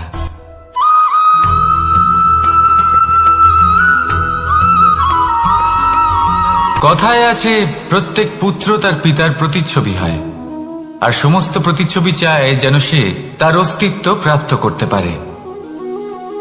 পুত্র চায় সে যেন তার পিতার মতো হয়, বা কখনো কখনো তার থেকেও শ্রেষ্ঠ হয়। সেটা কোনো অনুচিত ব্যাপার নয়। অনুচিত তখন হয় যখন পুত্র নিজের পিতার মতো হবার স্বপ্ন পূরণ করতে গিয়ে বা তার থেকেও শ্রেষ্ঠ হওয়ার স্বপ্ন পূরণে অনুচিত পথের আশ্রয় নেয়। কারণ তারপরে সে তার পিতার গুণগুলি আত্মসাৎ করতে চায় না। সে শুধুই এটা চায় যে সংসারের চোখে যেন আমি শ্রেষ্ঠ প্রমাণিত হই। এটা অনুচিত। সংসারে এমন অনেক মানুষ আছেন যারা এই কারণে শ্রেষ্ঠ হবার চেষ্টা করেন যাতে তার পরিবারের, তার পিতার সম্মান বৃদ্ধি পায়। এমনও মানুষ থাকেন, আর এটাই হলো পার্থক্য উদ্দেশ্যের। মনে রাখবেন, যদি আপনার উদ্দেশ্য শুভ হয় তাহলে পথও শুভ হবে, যদি আপনার উদ্দেশ্য অশুভ হয় তাহলে পথও অশুভ হবে। তাহলে নিজের পিতার মতো হবার চেষ্টা অবশ্যই করুন, তার থেকেও শ্রেষ্ঠ হওয়ার চেষ্টা অবশ্যই করুন, কিন্তু মনে রাখবেন আপনার সংকল্প আর আপনার উদ্দেশ্য এই দুই শুভ হওয়া উচিত। তাহলে আসুন আর আমার সাথে ভালোবেসে বলুন, রাধা রাধা।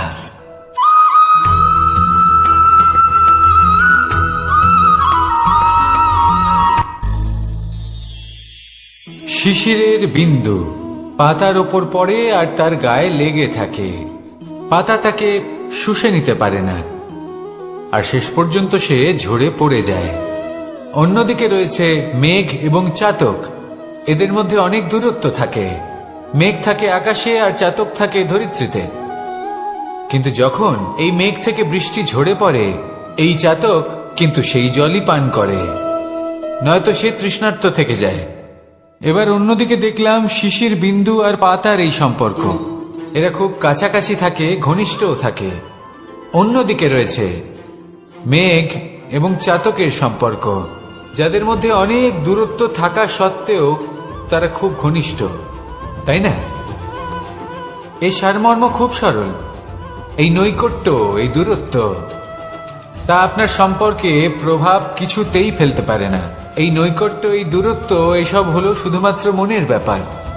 কখনো আপনি অনুভব করেছেন আপনি কারোর থেকে অনেক অনেক দূরে আছেন, অনেক দূরে আছেন, তাও সেই ব্যক্তির প্রতি আপনি টান অনুভব করেন। সেখানে আপনি কারোর সাথে প্রত্যেক দিন অতিবাহিত করেন, সমস্ত জীবন অতিবাহিত করেন, সব থেকে বেশি সময় তার সাথে অতিবাহিত করেন, তাও তার প্রতি সেই টান অনুভব করেন না। এই সংকেত হলো মনের দূরত্বের।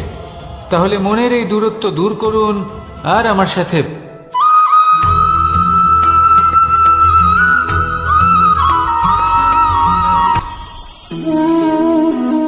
শক্তি এক অত্যন্ত বিচিত্র বস্তু, বা বলতে পারেন অনুভূতি। পিতা সবসময় চান যেন তিনি তার শক্তি পুত্রকে। আসুন আপনাকে সহজে বোঝাই। যদি আপনি সুপাত্র হন আর আপনাকে শক্তি দেওয়া হয়, তাহলে আপনি সেই শক্তির গুরুত্ব বুঝবেন, কোথায় সেই শক্তি প্রয়োগ করা উচিত সেটা বুঝবেন। আর এটা যেহেতু অর্জন করা শক্তি হবে, সেই শক্তির অপব্যবহার হবে না। কিন্তু যদি এই আপনি কুপাত্র হন আর যদি আপনাকে এই শক্তি দেওয়া হয়, তাহলে কি হবে? দেখতে গেলে এই শক্তি আপনি দান হিসেবে পেয়েছেন, তাই না আপনি এই শক্তির গুরুত্ব বুঝবেন আর না এর প্রয়োগ আপনি জানবেন। তার অপব্যবহার হওয়া সুনিশ্চিত। তাই যদি আপনি কোনো শক্তি অর্জন করতে চান, তাহলে আগে তার যোগ্য হয়ে উঠুন। পুত্র নয়, পাত্র হয়ে উঠুন। আর আমার সাথে ভালোবেসে বলুন, রাধা রাধা।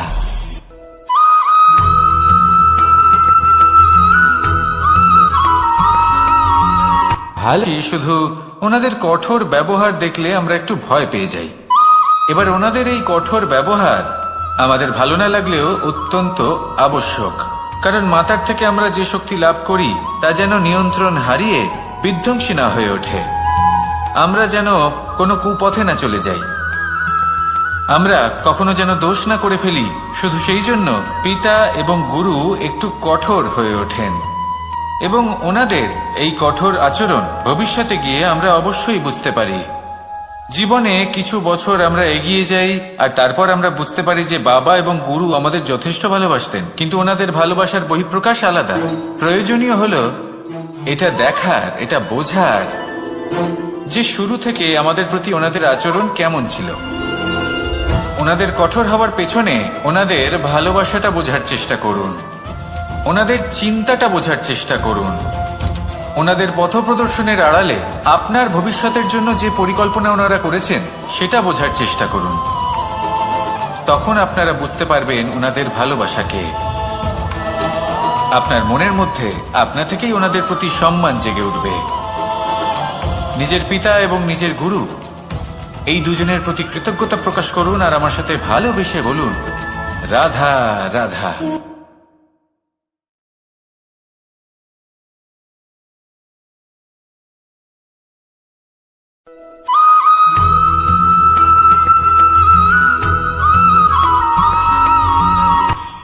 কখনো কোনো বাগানের কোনো বৃক্ষকে দেখেছেন যেখানে সুগন্ধি ফুল থাকে, রসালো ফল থাকে?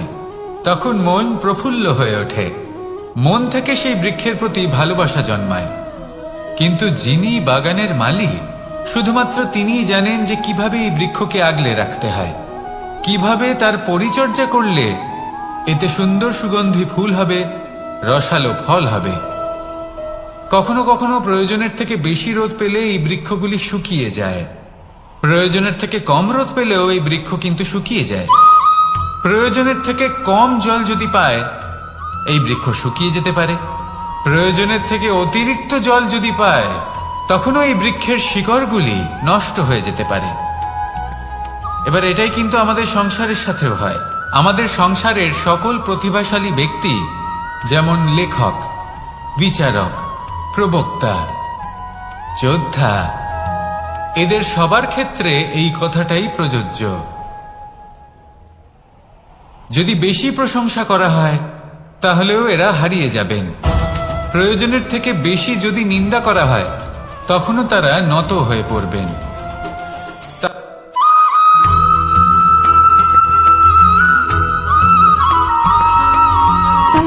সুখ, দুঃখ এবং শক্তি, এই তিন হলো এই সংসারের ত্রিদেবের মতো। আমাদের জীবনে যা কিছু ঘটছে এই তিনটির ভিত্তির উপরেই হচ্ছে। আসলে এই সংসারের একটা নিয়ম আছে, যখনই আপনি কিছু লাভ করেন, এই সংসার আপনার পরীক্ষা নেয়। এটা জানার জন্য আপনার পরীক্ষা নেয় যে আপনি যা কিছুই লাভ করেছেন, আপনি কি আদৌ সেটার যোগ্য কিনা। ঠিক সেইভাবেই এই সুখ, দুঃখ এবং শক্তি আপনার পরীক্ষা নিয়ে থাকে।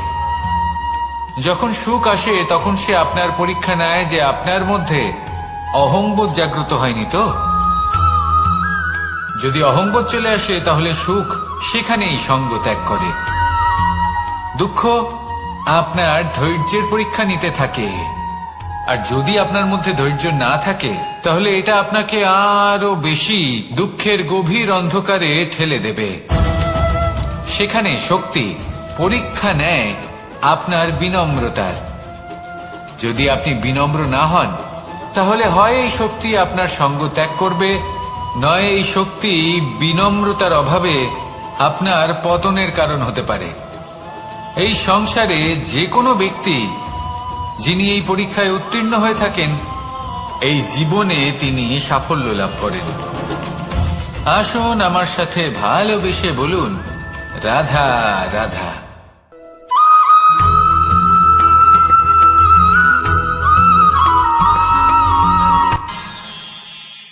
আমরা সবাই সূর্যকে সম্মান কেন করি? কারণ আমরা জানি যে সন্ধেবেলা যখন সূর্যাস্ত হবে, তখন শুধুমাত্র অন্ধকার বাকি থাকবে। ঠিক কিছুটা এরকমই হয় আমাদের মাতা পিতাও, যিনি আমাদের জন্ম দেন, আমাদের ভরণ পোষণ করেন, আমাদের বড় করেন, আমাদের প্রেম প্রদান করেন। কখনো কখনো তাদের মুখ থেকে কটু কথা নিঃসৃত হয়, আমাদের দুঃখ হয়, কিন্তু তখন আমাদের এটা বোঝা উচিত এগুলি নিঃসৃত হচ্ছে আমাদেরই মঙ্গলের জন্য। যেমন সূর্যদেব, উনিও উত্তাপ দিয়ে থাকেন আমাদেরই মঙ্গলের জন্য, যাতে ফসল পাকতে পারে, যাতে জল বাষ্প হয়ে মেঘ হতে পারে, বৃষ্টি হতে পারে, আর এই সংসারে নিরন্তর জলের প্রবাহ থাকে।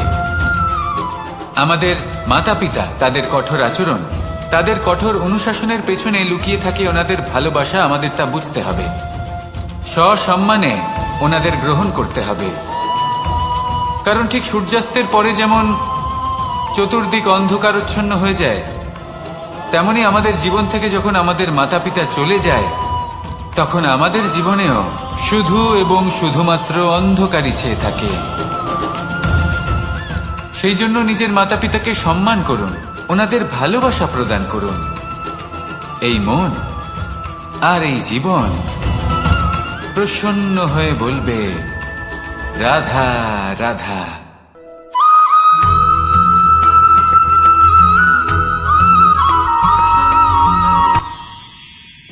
মানুষ তার জীবনে দুই ধরনের পরিস্থিতিকে খুব ভয় পায়। এক, কোনো কারণবশত কারোর সামনে নত হওয়া। দুই, কোনো কারণে নিজের চরিত্র থেকে, নিজের মূল্যবোধ থেকে বিচ্যুত হওয়া। এবার কেন হয় এরকম যে কথায় কথায় কারোর সামনে নত হতে হয়? কেন বারংবার নিজের চরিত্র থেকে চ্যুত হতে হয়? এরকম কেন হয়? এটা তখনই হয় যখন আমাদের শিক্ষা এবং মূল্যবোধের অভাব থাকে। যদি মানুষের মধ্যে প্রকৃত শিক্ষা থাকে, তাহলে এই সংসারে কোনো সময় এবং কারোর সামনেই নত হওয়ার কোনো প্রয়োজন নেই। যদি মানুষের মধ্যে মূল্যবোধ থাকে তাহলে তাকে নিজের মূল্যবোধ বা চরিত্র থেকে বিচ্যুত হতে হয় না, তা সে যাই হয়ে যাক না কেন। কোনো বালককে যদি জন্ম থেকেই সুশিক্ষার অধিকারী করা হয়, শিক্ষিত করা হয়, মূল্যবোধের অধিকারী করা হয়, তবে সে এই সংসারে এমন কর্ম করবে যাতে সে নিজেকে, নিজের পরিবারকে, সমগ্র সমাজকে গর্বিত করতে পারে। শিক্ষা লাভ করুন, মূল্যবোধ লাভ করুন এবং আমার সাথে ভালোবেসে বলুন, রাধা রাধা।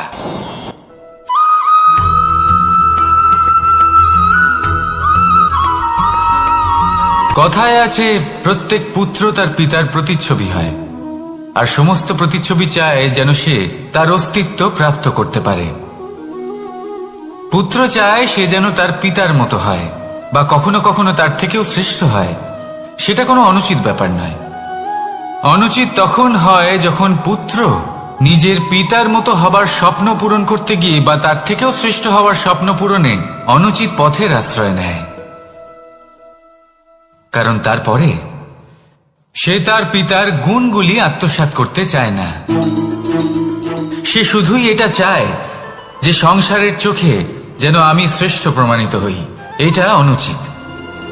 সংসারে এমন অনেক মানুষ আছেন যারা এই কারণে শ্রেষ্ঠ হবার চেষ্টা করেন যাতে তার পরিবারের, তার পিতার সম্মান বৃদ্ধি পায়। এমনও মানুষ থাকেন, আর এটাই হলো পার্থক্য উদ্দেশ্যের। মনে রাখবেন, যদি আপনার উদ্দেশ্য শুভ হয় তাহলে পথও শুভ হবে, যদি আপনার উদ্দেশ্য অশুভ হয় তাহলে পথও অশুভ হবে। তাহলে নিজের পিতার মতো হবার চেষ্টা অবশ্যই করুন, তার থেকেও শ্রেষ্ঠ হওয়ার চেষ্টা অবশ্যই করুন, কিন্তু মনে রাখবেন আপনার সংকল্প আর আপনার উদ্দেশ্য এই দুই শুভ হওয়া উচিত। তাহলে আসুন আর আমার সাথে ভালোবেসে বলুন, রাধা রাধা।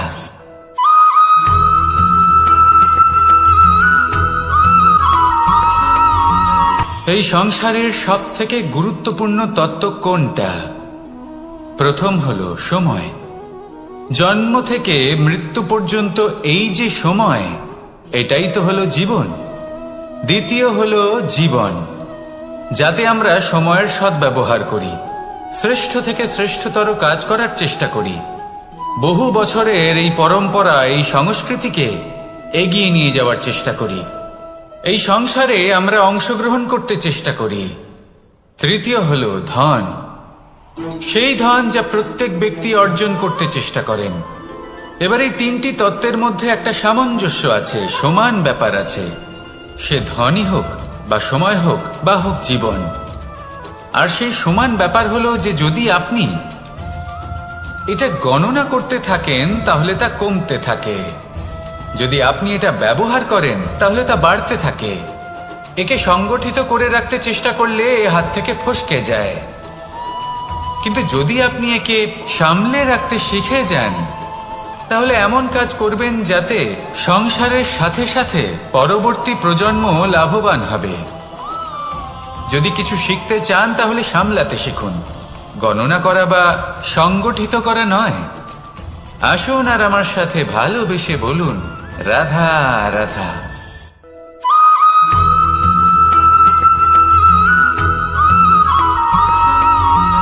পঞ্চতত্ত্বের মধ্যে দ্বিতীয় তত্ত্ব হল ধরণী, ভূমি, যাকে আমরা ধরণী মাতা বলি। এই ধরণী ধৈর্য ধারণ করে, আর এর উপরেই আমাদের সমগ্র সংসার নির্ভরশীল। কারণ এই ভূমি সহ্য ক্ষমতা রাখে, এর সহ্য ক্ষমতা হল অপরিসীম। সন্তান যতই আঘাত প্রদান করুক না কেন প্রেম পূর্বক সহ্য করে, আর তার বদলে অমূল্য রত্ন প্রদান করে। সন্তান যদি হাল চালায় তাহলে তার বদলে তাকে অন্ন প্রদান করে। এটাই হলো ধরণী। এবার এর থেকে আমরা কি শিক্ষা পেতে পারি? এটাই যে কারোর জন্য কিছু করা বা কাউকে কিছু দেওয়া মনে কোনো কামনা ছাড়াই। আর এই কথাটা বুঝে যান, যদি কারোর জন্য কামনা না রেখে বা কোনো পাওয়ার আশা না রেখে কারোর জন্য কিছু করেন বা কারোকে কিছু দেন, যদি এটা আপনি শিখতে পারেন তবে আপনি ভালোবাসতে শিখে গেছেন। আর সেই জন্যই এই ধরিত্রীকে মাতা বলা হয়, কারণ মাতা শুধু উনি নন যিনি গর্ভে সন্তানকে ধারণ করেন, মাতা তো উনিও যিনি জীবন বাঁচতে শেখান, যিনি জীবন বাঁচার উদাহরণ প্রদান করেন। তাহলে ধরনীর থেকে এই নিঃস্বার্থ ভাব শিখুন, নিঃস্বার্থ ভালোবাসা শিখুন, আর এই ভালোবাসার সাথেই বলুন রাধা রাধা।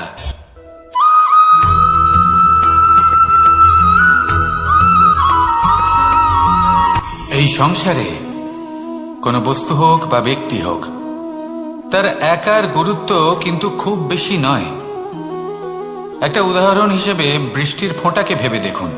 যদি একটি বৃষ্টির ফোঁটা হয় তাহলে তার খুব বেশি গুরুত্ব থাকে না, কিন্তু যখন সহস্র বৃষ্টির ফোঁটা মেঘের মধ্যে দিয়ে ঝরে পড়ে তখন সেটা বর্ষার রূপ ধারণ করে। সেই বর্ষা যা এই প্রকৃতিকে শান্ত করে। সেইভাবেই পাথরের ছোট টুকরো তার খুব বেশি গুরুত্ব থাকে না, কিন্তু যখন অসংখ্য পাথরের টুকরো একত্রিত হয় তখন তা পর্বতের আকার ধারণ করে।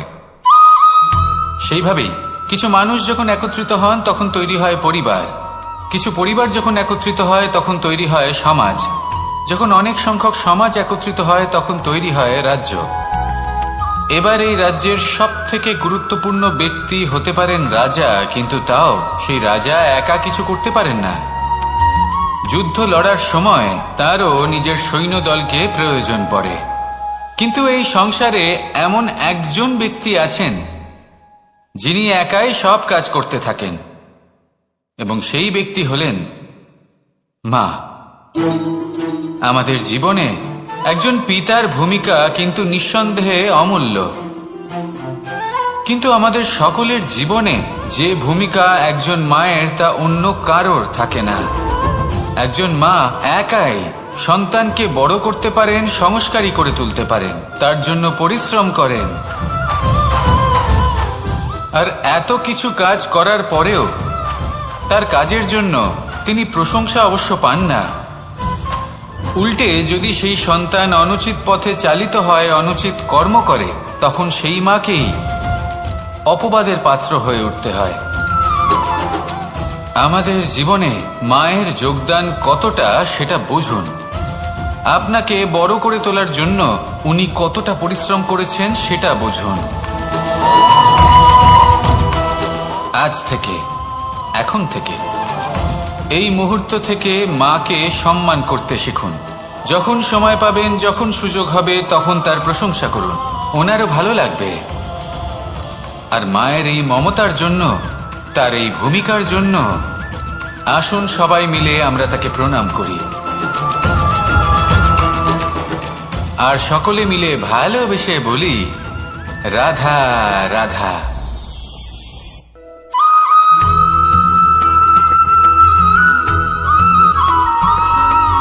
মানুষের একটি সমস্যা আছে যে মানুষ সাফল্যকে মাপতে থাকেন, লক্ষ্যপ্রাপ্তিকে মাপতে থাকেন এবং তার তুলনা করতে থাকেন যে ও এত কিছু পেল আর আমি পেলাম না, ওর কাছে এত কিছু আছে কিন্তু আমার কাছে নেই। এই তুলনা করার জন্য ওনারা দুঃখী হয়ে পড়েন, নিরাশ হয়ে পড়েন। তাই আমি একটা প্রশ্ন করছি যে এটা কি উচিত? এই সংসারে আপনি কি নিয়ে তুলনা করবেন, যেখানে সূর্যদেব চন্দ্রমা দুজনেই আছেন, দুজনেই হলেন বিশেষ, দুজনেই নিজ নিজ সময়ে উদিত হন। এদের মধ্যে একজন না থাকলে তাহলে আমাদের জীবন কঠিন হয়ে পড়বে। ঠিক সেইভাবেই আপনি যদি একটা বড় রেখা অঙ্কন করেন তাহলে অন্য রেখাটি ছোট হয়ে পড়ে না, সে তেমনই থাকে যেমনটা সে ছিল।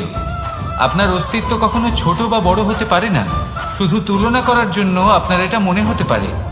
যদি আপনি যুদ্ধ করতে চান আপনার তলোয়ারের প্রয়োজন পড়বে, যদি বস্ত্র তৈরি করতে চান এত বড় তলোয়ার দিয়ে কিছুই হবে না, তখন প্রয়োজন পড়বে একটা ছোট্ট সূচের। তাই তুলনা করবেন না, না নিজেকে ছোট মনে করবেন না অন্য কাউকে।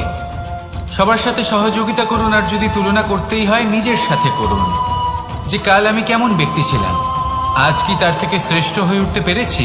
ভেবে দেখুন ভবিষ্যতে গিয়ে আপনি কতটা শ্রেষ্ঠ ব্যক্তি হতে পারেন। আসুন আমার সাথে ভালোবেসে বলুন, রাধা রাধা।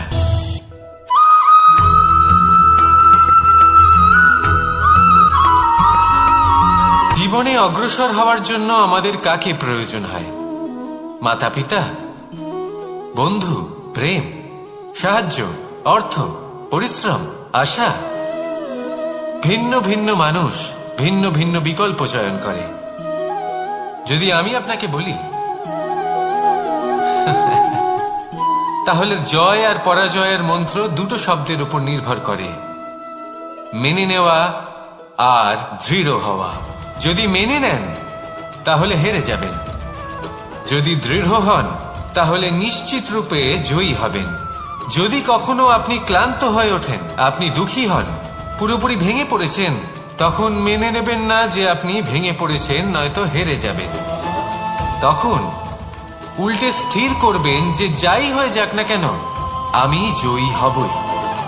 আর আপনি দেখবেন যে জয় নিশ্চিত রূপে আপনার কাছেই আসবে। তাহলে এই কথা মনে রাখবেন আর আমার সাথে ভালোবেসে বলবেন, রাধা রাধা।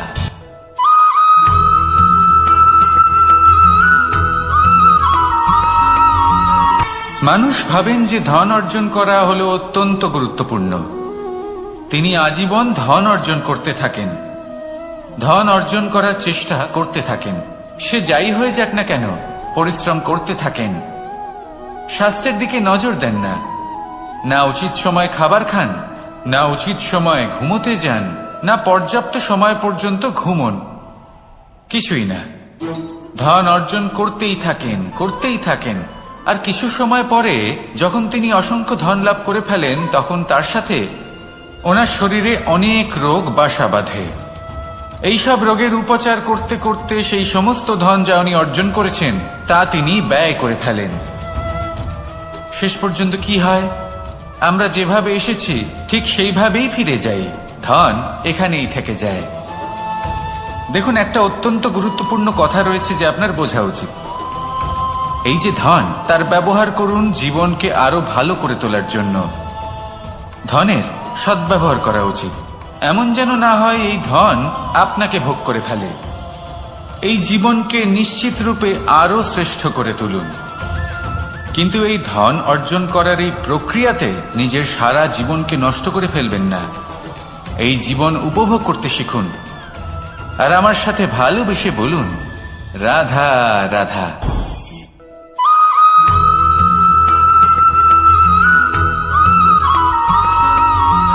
এই সংসারে সব থেকে বেশি কোমল বস্তু হলো রেশম।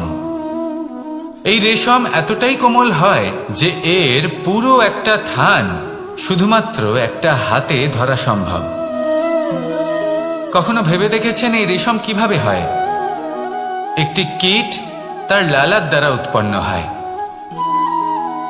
এই কীট সেই রেশমকে পাক দিতে থাকে, পাক দিতেই থাকে আর আস্তে আস্তে তার মধ্যেই জড়িয়ে পড়ে।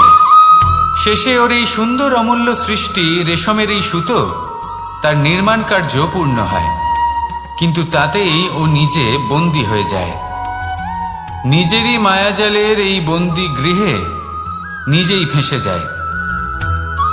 এবার এই সুতোকে ব্যবহারযোগ্য করে তোলার জন্য এই কীটগুলিকে এই কবচের সাথেই ফুটন্ত জলে ফেলে দেওয়া হয়। এই সংসারে যদি আমাদের স্বপ্ন এই সংসারের দুঃখ হরণ করার জন্য, এই সংসারে সুখ বিতরণ করার জন্য হয়, তবেই আমাদের প্রগতি সম্ভব। যদি আমাদের এই স্বপ্ন শুধুই আমাদের এবং আমাদের স্বার্থ সিদ্ধির জন্য হয়, তাহলে এই স্বপ্ন আমাদের অন্ধ করে দেবে, আমাদের অন্ধকারের পথে নিয়ে যাবে আর আমরাও সেই কীটের মতো হয়ে যাব। নিজেদেরই মায়াজালে আমরা নিজেই ফেঁসে যাব। আর শেষে আমরা যদি কিছু লাভ করি তা হবে একাকিত্ব, অন্ধকারময় মৃত্যু। তাই স্বপ্ন অবশ্যই দেখুন, কিন্তু এমন ভাবে স্বপ্ন দেখবেন না যে তার এই বন্দিগৃহে আপনি নিজেই ফেঁসে গেলেন। স্বপ্ন দেখুন পরোপকারে।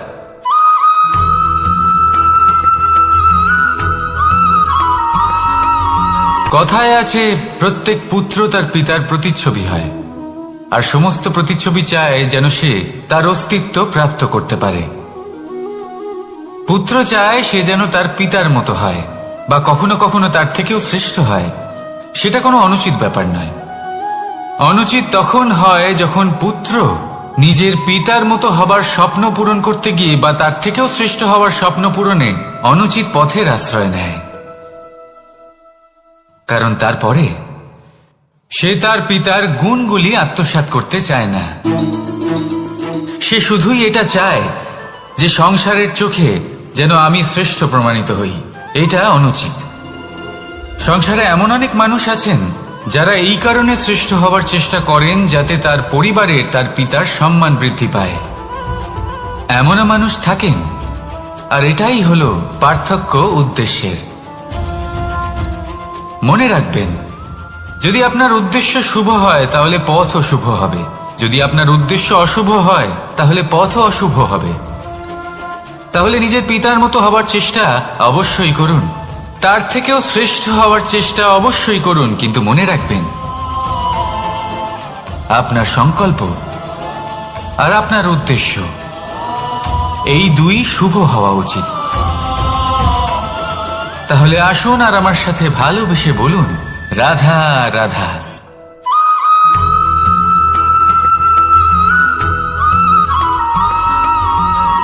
মানুষ ভাবেন যে ধন অর্জন করা হলো অত্যন্ত গুরুত্বপূর্ণ।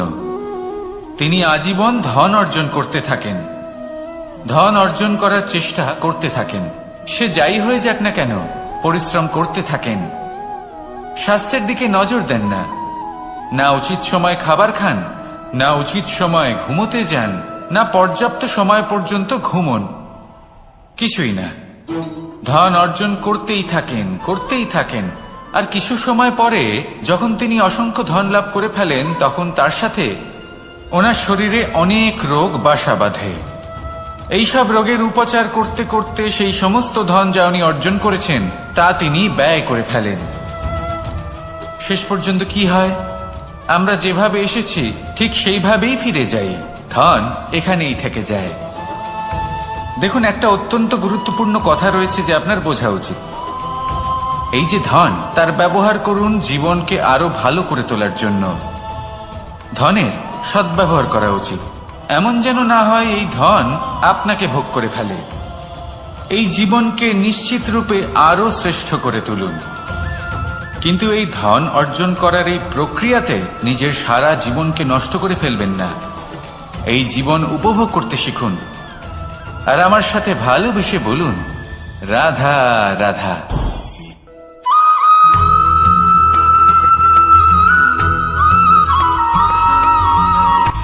সূচের শেষে একটি ছিদ্র থাকে যার দ্বারা আমরা এই সুতো পরাতে পারি, আর তারপর সূচের সাহায্যে এই সুতো দিয়ে বস্ত্র সেলাই করা যায়। কিন্তু যদি সুতোটা সোজা করে ধরা না হয় তাহলে সূচে কখনো এই সুতো পরানোই সম্ভব নয়। যদি এতে কোনো গিঁট পড়ে তখন তা কখনোই এই ছিদ্র দ্বারা প্রবেশ করা সম্ভব নয়। ঠিক এইভাবেই যদি আপনি কারোর জীবনে প্রবেশ করতে চান, কারোর অন্তরে প্রবেশ করতে চান, তাহলে আপনাকেও সহজ থাকতে হবে। এতে কোনো গিঁট থাকলে চলবে না, অর্থাৎ মনে যাতে কোনো মালিন্য না থাকে, যেন কোনো কুচিন্তা না থাকে। যদি এসব থাকে তাহলে আপনি কখনো কারোর জীবনে প্রবেশ করতে পারবেন না। আর যদি কোনোভাবে আপনি প্রবেশ করেও যান তাহলে তার মনে ঘর করতে পারবেন না। নিজেকে এই সুতোর মতন করে তুলুন, সহজ। মনে যেন কোনো কুচিন্তা না থাকে, সবার প্রতি যেন সদ্ভাবনা থাকে, শুভ চিন্তা থাকে। এমনটা করতে থাকুন। এমন একটা দিন আসবে যেদিন এই সমস্ত সংসারের ব্যক্তির মনে আপনি বাস করবেন, আর তখন এই মন প্রসন্ন হয়ে বলবে, রাধা রাধা।